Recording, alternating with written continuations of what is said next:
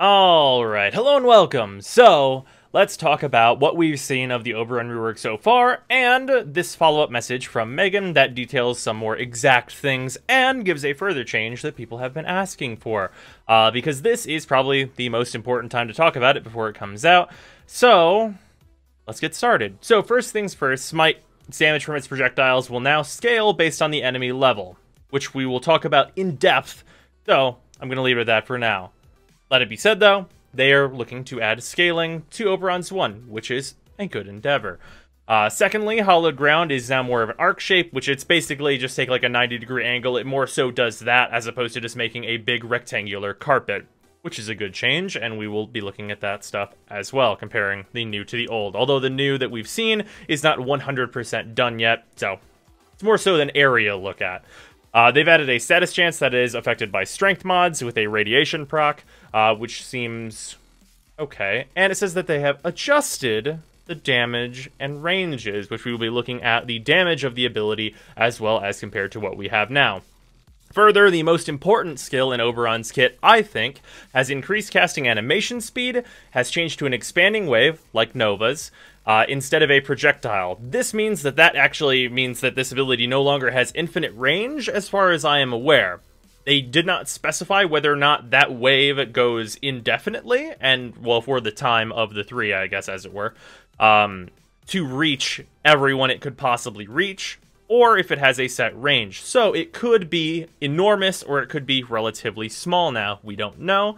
But it no longer has infinite range at the very least. The energy drain starts once it hits an ally and does not drain you while the wave is going out, which is nice. And allies that are on Hollowed Ground, tier 2, when you cast it, if they are on Hollowed Ground, they get an armor buff for the entire healing process.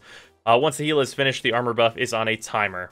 Okay, that's really important, and we will talk about that some more as well. And then, as for Reckoning, down here, enemies with a radiation status chance will now take bonus damage from Reckoning. This synergizes with the new status chance ability from the 2, of course, which scales with strength.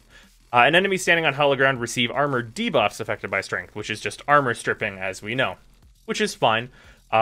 So, the thing here, the most prominent feedback, Renewal doesn't stop healing when the target ally is at full health. It will continue to heal as long as it is active. So that basically means that now your Renewal is now sticky. It will stick to allies and heal them for as long as that ability is active, which is a fantastic change that definitely needed to happen.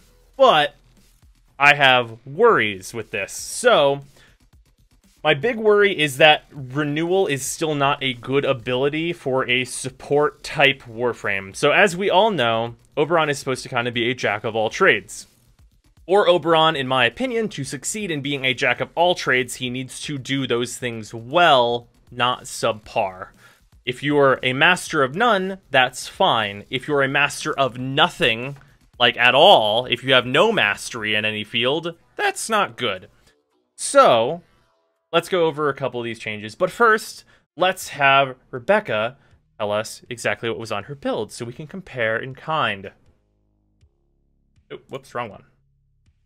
This one. Okay.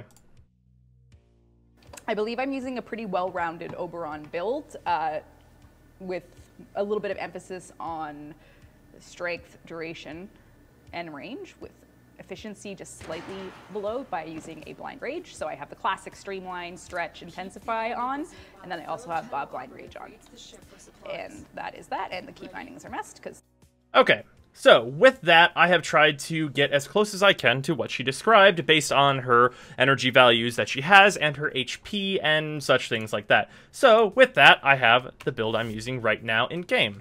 So if we look at this, I'm using Oberon, as we can see, and I have come to this. If you look at her HP and shield values, you can tell that she's using a Vitality and a Max Prime Vigor. Based on her energy value, about how much efficiency she has as compared to how much energy she's using on her bar, a Prime Flow is in the build, and as she said, Primed Rage, Intensify, Streamline, Stretch. I don't know what the last two mods are, but she said it was focusing a little bit on duration, so I'm going to presume there's a Prime Continuity in there, which doesn't really affect a lot of the testing I want to do very much. And I don't know what Xenogellion would normally put up here, but there might be 15% strength, one of the drift mods up here, or a movement mod, which really wouldn't change much. And then also, of course, in this slot, it could be like growing power or whatnot, probably corrosive projection or energy siphon. So this is pretty close to exactly what Rebecca was using, and we're going to get very similar results, or we should. In fact, Rebecca should get much better results than we do. So the node that she was doing was the Kuva Fortress Survival. Enemies in that area are about level 32, and I've wrote down some things, some damage values that Rebecca was getting, which we will also show, so you can tell that they're accurate.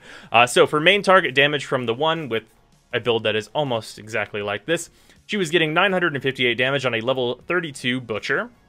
And the sub-target damage was between 176 and 553. I couldn't actually nail down a specific value for the orbs flying through the air on a level 32 Elite Kuva Lancer.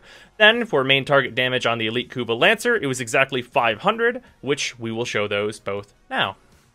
So, before we do our testing, let's grab this. Boop. Here we go. And now we can play, and so this is our Butcher. Obviously, it's a Butcher from the Kuva Fortress, level 32, as we can see. So if we just go frame by frame here, it should be somewhat clear here. And obviously, this is like from a stream, and it's a little rough. But you have one frame where you can see the damage, where you can see it well. I think I skipped it. Shit. Okay, try that again. It's 958. There you go. That's about as good as it's going to get. Hopefully you guys can see that. It's so tiny. Let me try and zoom in some more for you. It's 958. You can barely see it. It's so small. It took me a little while to get some damage values that we could actually get good numbers on, but it is what it is. They're kind of hard to get from a stream archive. So 958 on that guy. So we can test that against our build currently on Oberon to see what kind of damage we get. So continuing on. Right now, the rework is... And then the damage on those guys is where I got the between 176 and 500-ish damage, which is not going to be greatly good for testing, but we will kind of see the range of damage we get on sub-targets. And then here we have our Kuva Lancer. Oh, it's actually a regular Kuva Lancer.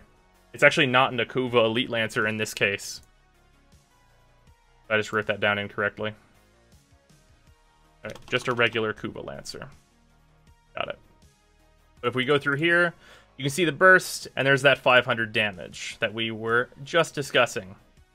So 500 radiation damage on the initial hit, and the follow-ups are not particularly important. You can see how much damage that does to the Lancer himself. This is important for comparison's sake with what we currently have on Oberon. And I have already done some of these tests, so I kind of know what kind of results we're going to get. But that is very important to note what it is as shown. And then we'll have one more thing to come back to this for, but for now, let's show what exactly is going on here. So we have this. We're going to dupe around. And we know that we get about 1,000 damage in the reworked version of this on a Butcher. Whoops. So, Butcher, one of them, level 32. So we know how much damage we should get. We should get, like, less than 1,000, one would think, because they're buffing Oberon. So, if we take him, you can see we actually got pretty much the exact value. We got 968. So, that remains the same. And that stuff is all good. But that begs the question, how much scaling has exactly been added at level 32 enemies? And how much scaling will be added in the end? So now if we look at the Kuva Lancers, which... There we go, there they are. We look at the Kuva Lancers, we'll spawn just one of them for now. Level 32, as it was in the video. And this should be 500 damage. As it is.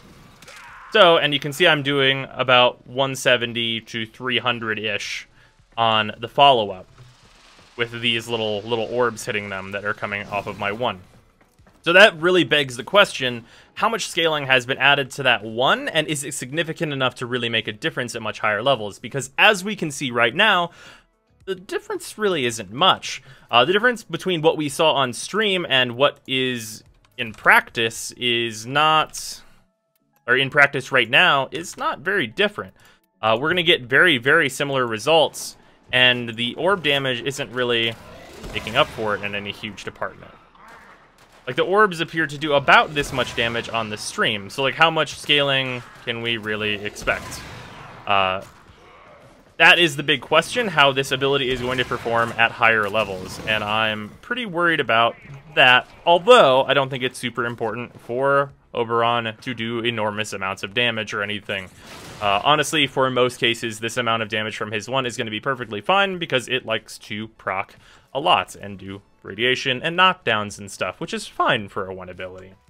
Moving on, though, we have his two, which, as we can see here, looks like this right now. This is with what I presume is very nearly Rebecca's build. You can see it takes up about this much area. It's pretty long, and it is not very wide. So let's look at what Rebecca's got.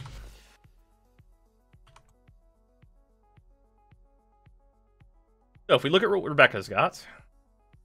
So, in the light. Okay, so she's about to cast her ability. Because this one is not done. Okay, so a couple frames so it can appear.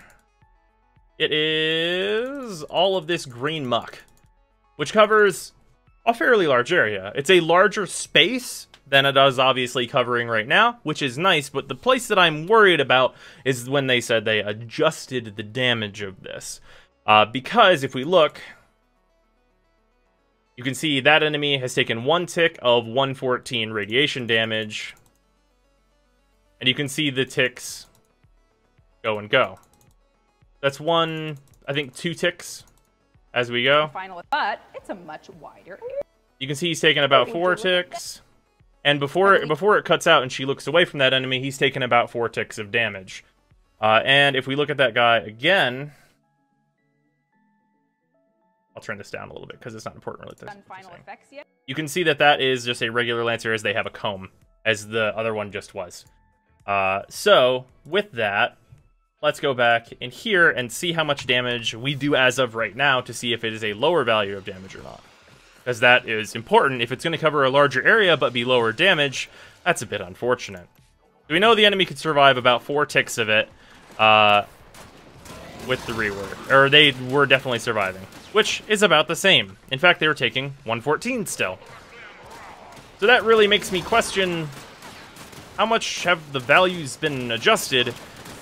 And, like, the radiation is nice, but that doesn't really help us a whole lot. So that brings us to the most important thing about Oberon, the big changes with Oberon, which are his 3 changes. So his 3 is going to provide extra armor if you were to use your 2 and then cast your 3 on it. And that's all fine and good, but I don't think that really improves the space where Oberon is as a help to the team / support. Being able to heal is only one part of being a support, and I think it is the least important part. So, if DE is going to consider changing anything about Oberon, I think the most important thing to consider is perhaps giving him a little bit of a taste of what Trinity has for her support ability and why her blessing is so good, which is the damage reduction.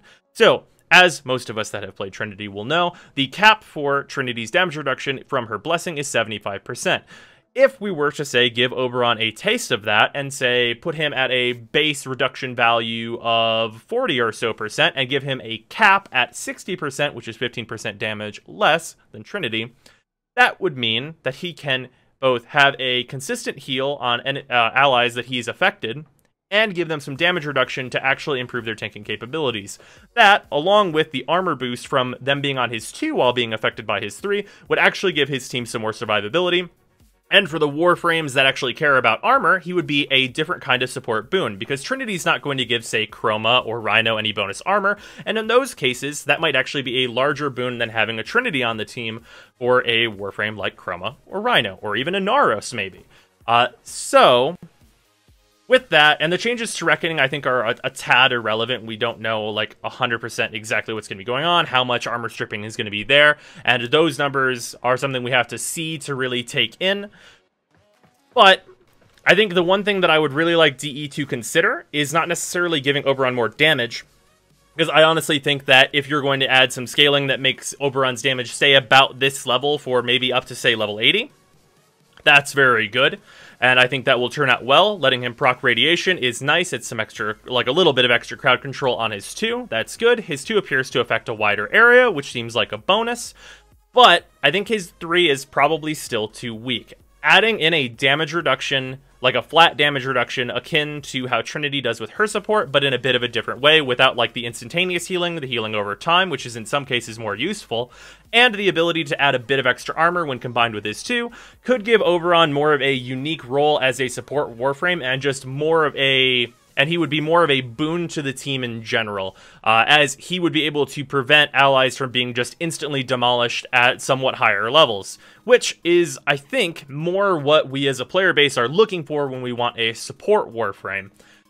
So, with that right now is kind of what my thoughts are on the Oberon rework. I think it's in a good direction, and with just like the one addition of his renewal also giving some allies some flat damage reduction affected by power strength up to a cap of maybe 60%, maybe only 50%. That would also be an enormous boon. Start at 30% or so, and then cap out at 50%. That would also be enormous in making Oberon a lot more useful in being able to fulfill a like half damage CC, also some healing for the team, also some protection for the team, and giving him a more effective way to help out any team member he comes across. Because obviously if he's using his 3 on, say, an Inaros, that extra armor is really not going to make much of a difference for an Inaros. But if that Inaros has even 50% more damage reduction just flat over top of his health, that's an enormous boon to really any Warframe.